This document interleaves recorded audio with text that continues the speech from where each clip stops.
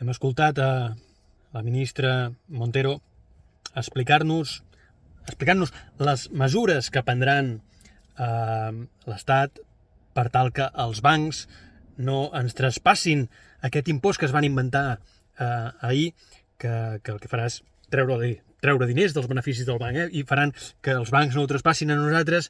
Ella explica dos motius que els podem escoltar amb aquest àudio. Escoltem-lo primer. Un nou impost a la banca, el Congrés dels Diputats ho va explicar, el govern espanyol prohibirà a la normativa de l'impost sobre els beneficis de la banca que les entitats els repercuteixin als seus clients. Pilar García.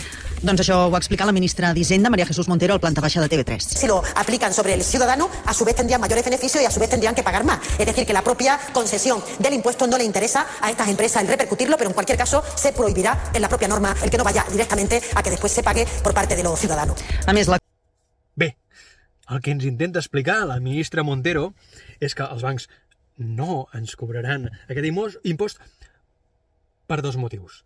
El primer és perquè el prohibiran. És molt típic, Vamos a prohibirlo. Prohibirlo. Todo prohibido. Vale. El prohibiran, per tant, aquests bancs amb poca habilitat que en el teu compte posin traspaso de comisión del impuesto que se ha inventado el Estado, els que et posin tot això, doncs aquests els pillaran, i serà un banco de tontos que els diran: oye, banco de tontos, no os vamos a rescatar más, perquè, clar, si la pifi és així.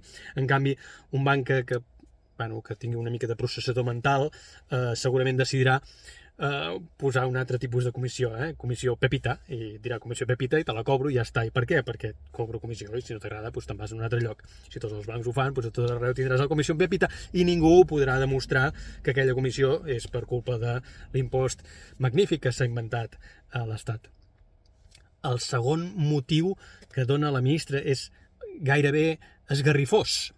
És aquest que et planteja, que diu, home, no, si els bancs no voldran tenir més beneficis perquè, clar, haurien de pagar més impostos, no? I dius, aviam, ministre, sisplau. Ara t'ho imagina que tens un banc que té un benefici de 100 euros, a final de l'any, 100 euros. I imaginem-nos que l'impost fos un 10%. Doncs aquest banc que té 100 euros de benefici hauria de pagar un impost del 10%, que serien 10 euros, i per tant es quedaria amb 90 euros de benefici.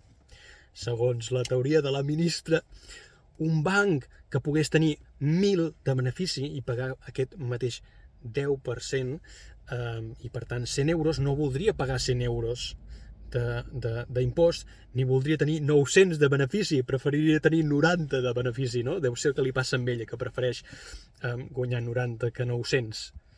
Arguments, com sempre, de nivell molt baix. Salut.